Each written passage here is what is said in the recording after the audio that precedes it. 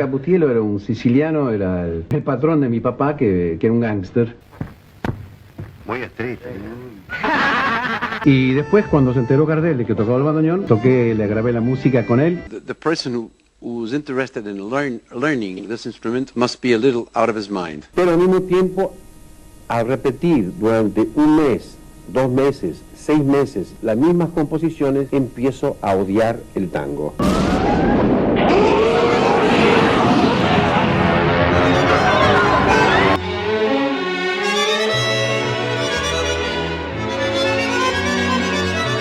Spinetta, Charly García. Lo sabemos porque son jóvenes con inquietudes. Y dije, ¿vos sos Piazzolla? Sí, chupame la bola. Como tu cuerpo en la intimidad.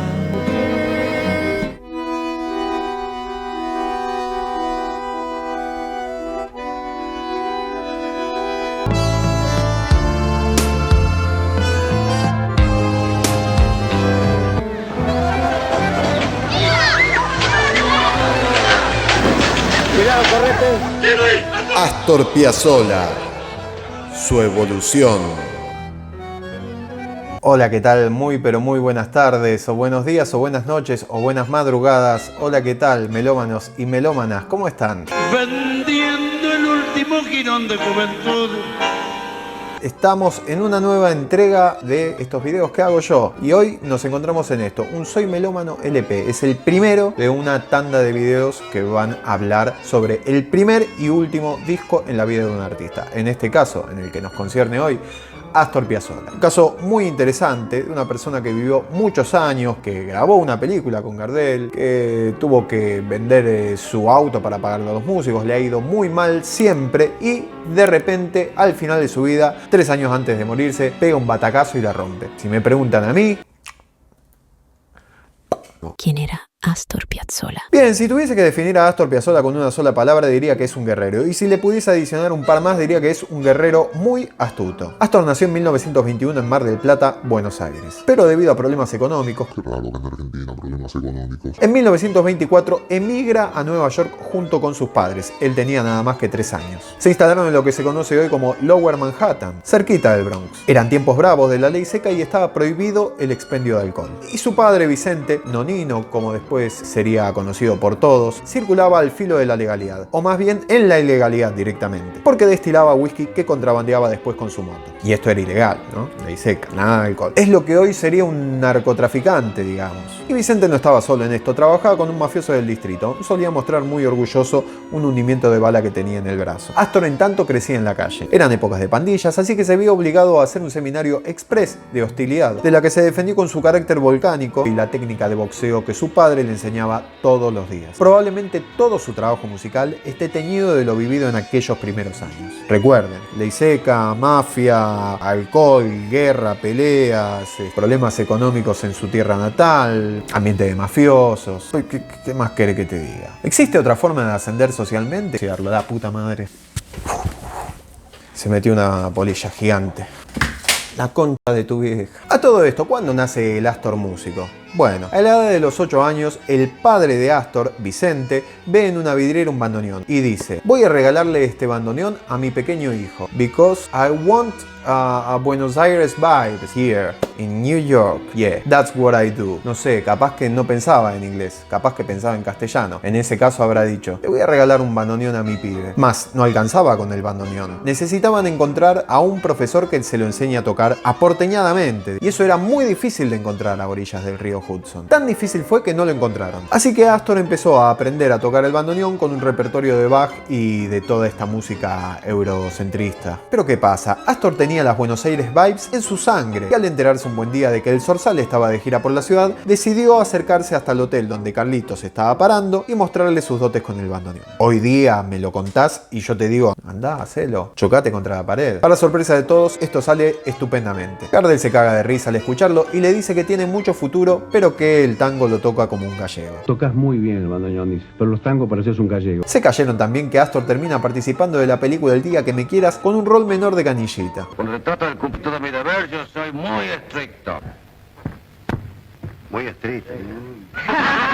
Y no solo eso, sino que lo invitaron a participar de la gira en la cual Carlitos perdería la vida en 1935 porque su avión se estrellara en Medellín, Colombia. El padre estaba muy contento con la invitación, pero a la madre no le gustó nada y también había un problema con el sindicato de músicos que no permitía que los menores pudieran salir de gira y trabajar, básicamente. Y lo salvaron a Astor porque si no, en lugar del bandoneón hubiese terminado tocando el arpa. Esto declarado por él mismo. Resulta que en 1937, tras la crisis del 30 y varios problemas que se sucedieron en Estados Unidos, deciden volver a Argentina y el muchacho Astor, que ya estaba bastante bien formado musicalmente, logra entrar en la orquesta de Troilo. Primero como bandoneonista y después como arreglador. Pero de a poco empezaron las rispideces con respecto a la diferencia de criterios y visiones. La mayoría de los tangueros de aquella época no quería aceptar los arreglos que proponía Astor debido a que los consideraban ajeno al tango. It used to be called bandoneum, and I understand that very many sailors play this instrument when they are on board. Claro, el tipo había tenido otra educación musical, entonces venía a traer aportes que eran ajenos a la cultura tanguística de aquel momento en Buenos Aires. Así que Troilo le borraba el 20% de los arreglos que proponía y esto a Astorcito no le gustaba nada. Además de todo esto, Astor por aquella época era joven y estaba todavía un poco en la boludez, había metido petardos en el camarín del cabaret donde tocaban, le había metido una iguana a muerte y ensangrentado a un compañero, a otro que tocaba el bandoneón le había puesto rapé para que cuando abriera el bandoneón saliera todo el polvillo y estornude, macanas que se mandaban los purretes allá por la década de los 40. Todo eso hizo que Troilo lo eche a Astor de la orquesta. Y así de a poco Astor empezó a resentirse con el ambiente del tango y decidió abandonarlo. Se dedicó por completo a hacer arreglos por encargo, músicas para películas y participar de concursos de composiciones de sinfonías. Que yo creía que era una especie de genio porque escribía música de concierto, música sinfónica. Y cualquiera te diría, no te anotes en los concursos, eso es todo arreglo. Resulta que gana uno y se va becado a Francia donde conoce a Nadia Boulanger, quien le dice: estas sinfonías que escribiste, me las paso por él. Sentate al piano y toca un tango. Cagajo. Mierda. Cuestión que Astor toca triunfal y ella se enamora. No de él, que estaba casado y con hijos, sino de su música. Y le dice: este es el verdadero Piazzolla. Es por acá. No hagas lo que hacen los demás. Rompela. Tendencias. Rompela. Tienes que hacerme feliz. Rompela. Astor la admiraba sobremanera a Nadia. Así que se envalentona y le empieza a dar duro y parejo a lo que después es su estilo, tan criticado en su Buenos Aires. Dicen que nadie es profeta en su tierra. A mí no me gusta mucho esa regla, pero evidentemente aquí sí se cumple. En la Argentina se puede cambiar todo menos el tango. Astor Piazzolla, su primer LP. Y es así como llegamos al nacimiento de su primer LP, Sinfonía de Tango. Allí mismo en Francia y motorizado por Nadia Boulanger, Astor se pone a componer varias sinfonías tanguísticas que se reparten no en uno, sino en 2 LPs que produce el sello francés Vogue. Claramente esto no podría haber sucedido en Buenos Aires porque en aquel momento lo que hacía Astor no era considerado tango ni siquiera. Sin embargo, en Francia no tenían estándares tan puros para denominar lo que es tango de lo que no. Su debut discográfico tenía que ser en el exterior. Lo graba un Astor de 34 años junto a músicos de la orquesta francesa. Lo único argentino en esa grabación era Astor y su bandoneón. Creo, su bandoneón. Pero por fin Astor pudo trabajar con libertad, o por lo menos con toda la libertad que podía tener en ese corto lapso de tiempo antes de que se volviera de Francia. Sinfonía de Tango es un disco que refleja una Buenos Aires joven, pujante, con un ritmo elegante y dinámico. Un álbum con más luces que sombras. Pinta un Buenos Aires diurno, nuevo, protagonizado por el bandoneón que tiene como contrapunto generalmente a los violines. Un disco para bailar en el escenario. Un disco para escuchar en el automóvil mientras estás de paseo. Un disco para enamorarse, pero para siempre, como antes. Una Argentina que promete, porque todo va a ser lindo y luminoso, porque las hojas de los árboles tienen ese... ¿Qué sé yo? ¿Viste? Salís de tu casa por Arenales, lo de siempre, en la calle y en Boston. Cuando de repente, detrás de un árbol, me aparezco yo. Discúlpenme, me dejé llevar por la poesía. Che, qué calor que hace, ¿no? Me vendría muy bien que te suscribas. En este primer LP, Astor hace cantar el bandoneón en contra de la masa orquestal, algo que se conoce como fuelle cadenero en analogía al buey y la carreta. El disco consigue emocionar y a pesar de ser de lo poco que vamos a ver de Astor Piazzolla con una orquesta, empiezan a haber indicios de definición de estilo. Un diálogo que comienza en este disco y que continuará en el futuro.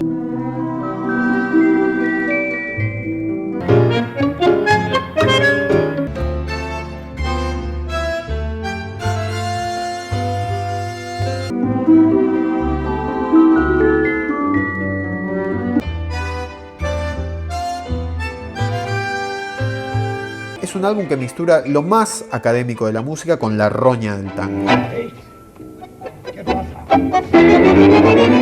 Un disco que podría ser el soundtrack de una película de Fellini. Un disco que es testimonio de una época profundamente diferente a la actual, pero que también nos dialoga. Ocurrían las mismas cosas. Esto es una canción de guerra por la libertad argentina. Marcha de la libertad.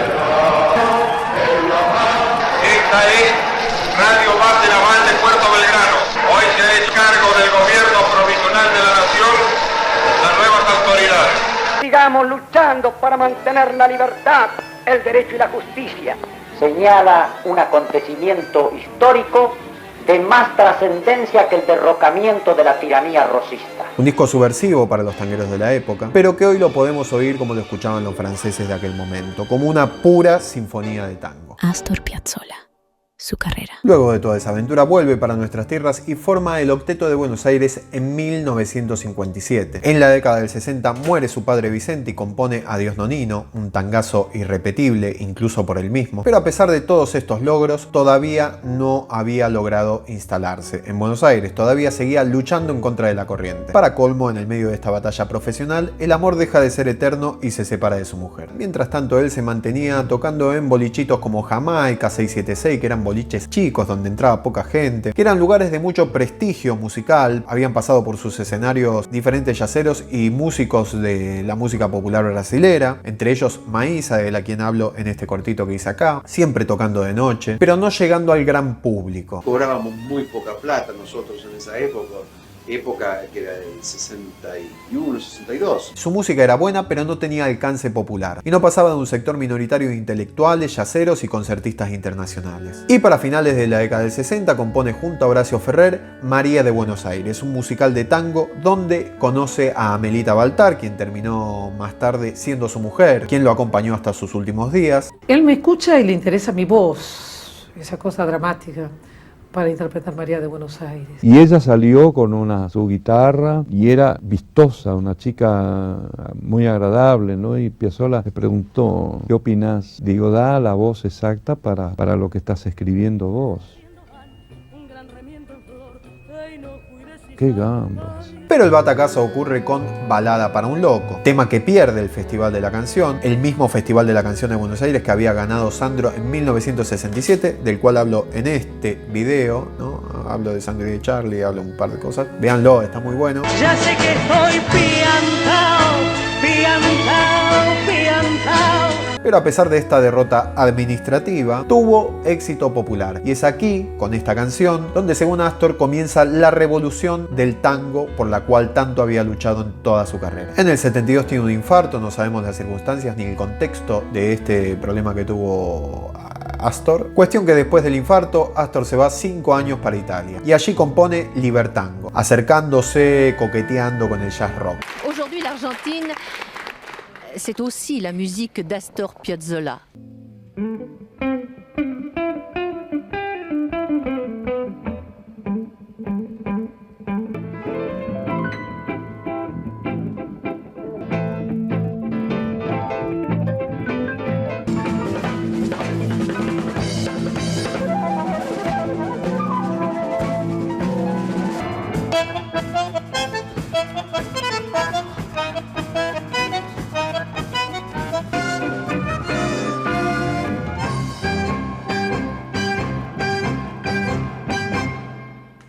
Los ibaritas de su música, obvio, que miran esta etapa con desdén, debido a que se aleja del Astor que todos conocen y pocos quieren. La clásica que pasa con toda la banda, ¿no? Porque claro, Libertango es un suceso y la imagen de Astor empieza a popularizarse más y más. Comienza a ser aceptado y entendido por el gran público. Prueba de ello es que a finales de 1976 es invitado al programa de Mirta. Todo nuestro cariño, nuestra admiración a este gran músico argentino, este gran representante de nuestro país. Recién a sus 55 años se empezaba a acomodar un poco más respecto de su situación profesional. Y eso que había arrancado de pibe, ¿no? A los 8. Y que empezó con Gardel, ¿no? Empezó grabando una película con Gardel y después, no, claro, nada, la vida siempre es difícil la vida. Loco, eso, un garrón, ¿no? Pero es medio lo que nos viene a contar un poquito Astor. Bronx. Quizás por eso Astor seguía resentido con el ambiente del tango y reivindicaba a los jóvenes del rock como a Charlie y Luis Alberto. Y ya que estoy mencionando a Charlie, les comento que hablo de él en estos videos que aparecen acá en pantalla. No sé dónde, me los va a poner el editor, pero por acá, no sé, por acá aparece. Hay videos de Charlie que están muy buenos, véanlos que después de este son un planazo. Hay una cosa muy positiva que son los nuevos conjuntos rock, que es mi sueño también, ver gente joven que sigue mi camino así de musical. Es cierto, y ver que los jóvenes como Alas, así, Cruz, Spinetta, Charly García, toda esa gente que yo amo más a esa gente que la gente de tango. No sé si es una barbaridad lo que voy a decir, pero los amo porque son jóvenes con inquietudes. Y a estos chicos, estos muchachos hay que apoyarlos porque ellos son los únicos que pueden salvar nuestra música de que desaparezca. Finalmente en 1983 logra llegar al Colón, lugar a donde 30 años antes, mientras estaba tocando en la orquesta de Troilo, las coperas del boliche donde tocaban se mofaban de él, dando saltitos de danza clásica y diciendo: este se piensa que va a tocar en el Colón.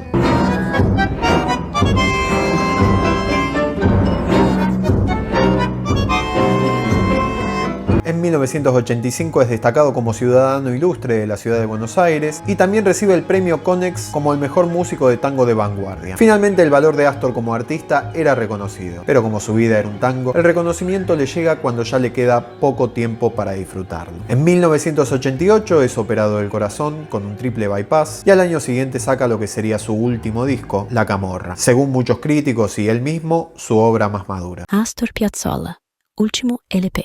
Este disco es grabado por un Piazzolla de 68 kilos, exactamente el doble de lo que tenía cuando grabó su primer disco. Esto significa que ya no era un Piazzolla, eran dos. El anterior estaba dispuesto a dar su vida por la música y solo vivía mientras la tocaba. Este último, en cambio, está dispuesto a morir por su música y mientras la toca se va muriendo. Al igual que el primero, este también es grabado en el exterior, pero esta vez en Estados Unidos y con todos músicos argentinos. La Camorra comienza con La Soledad, un tango que ya conocíamos de él, pero que en este disco cobra mayor densidad. También vemos a Buenos Aires, pero esta vez más oscuro que en el primer álbum. Buenos Aires vencido, torcido, que cae mal, agrio, con olor a muerte. Buenos Aires contrastado en blanco y negro. Ya no hay amor, solo soledad. Y en soledad un hombre es capaz de hacer cualquier cosa, y todo pasa porque el hombre hace. Después comienza con La Camorra en 3 movimientos. Según los que saben, van a decir que habla de sus camaradas tangueros, inclusive de Troilo, y esto se nota en sutiles movimientos del bandoneón. Habla de lo oscuro y de lo tibiamente fraternal que fue conocer a esta gente.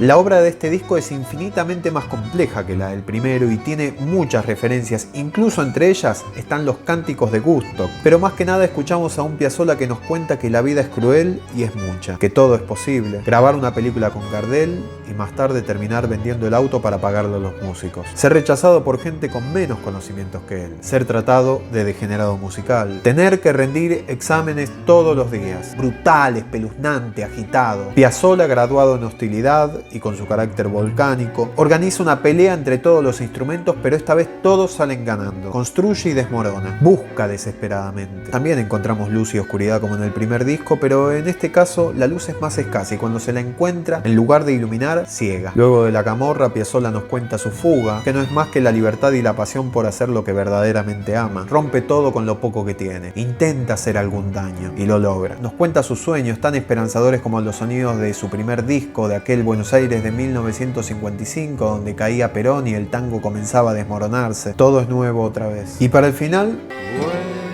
vuelvo al sur.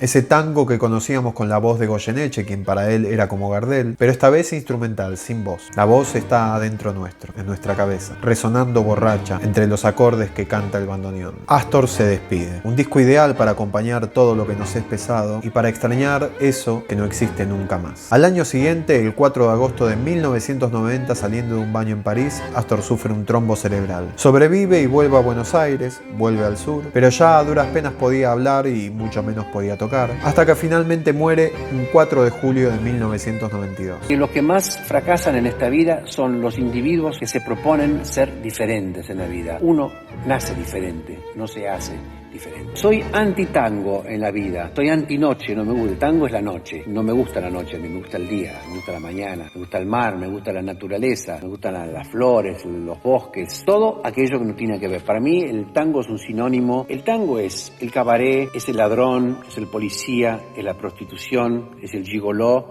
es la droga. Todo lo que es torcido en esta vida es lo que fue realmente el tango. El tango, no olvidemos, nació en los prostíbulos de Buenos Aires. Mi música es Buenos Aires. El día que deja de divertirme escribir música, creo que ese día ya será el último. Conclusión y último adiós. La evolución entre estos dos discos de Astor Piazzolla es clara, todo es mejor al final. Lástima que lo que nos tiene para contar al final de este arco dramático es tan oscuro. La diferencia principal entre el primer y último disco de Piazzolla es que si bien el primero contaba una película felinesca, este cuenta una película que no estaba contando nadie, al menos en la música contemporánea, profundamente dramática. Con los años adquirió una personalidad tangible y presente en cada compás. Astor fue para adelante como un buey y eso se terminó traduciendo en su propia música. Piazzolla, con la camorra, logra tocar su sentir, tal y como lo logró cuando murió su padre, con Adiós Nonino. En el primer disco Piazzolla no estaba totalmente descubierto. En el último golpea como le enseñó su padre en sus primeros años en Manhattan. Y está solo, y se pregunta, y grita. Y eso ha sido todo por hoy. Muchas gracias por quedarse hasta el final. Por supuesto que vamos a seguir sacando videos por el resto de este año, por lo menos. Y bueno, me voy a despedir con eso. Muchas gracias por haber llegado hasta acá. Los invito a suscribirse, a hacerse miembros del canal, a darle un me gusta al video, a comentarlo, a compartirlo con alguien que vos diga que le puede llegar a interesar todo esto que he pasado acá. Y también a mirarte otro video del canal de los que van a aparecer ahora dentro de un rato en una ventanita. Un gusto, un placer, la verdad, lo disfruté muchísimo. Espero que ustedes también y se acerquen así a la música un poquito de Piazzolla, o si ya la conocen, espero que les haya gustado, ¿no? Bueno, saludos. Tuve muchísimos problemas, Lo sigo teniendo aún hoy, porque el pueblo sigue siendo lo mismo. La mayoría le gusta lo que es no pensante y la minoría le gusta pensar.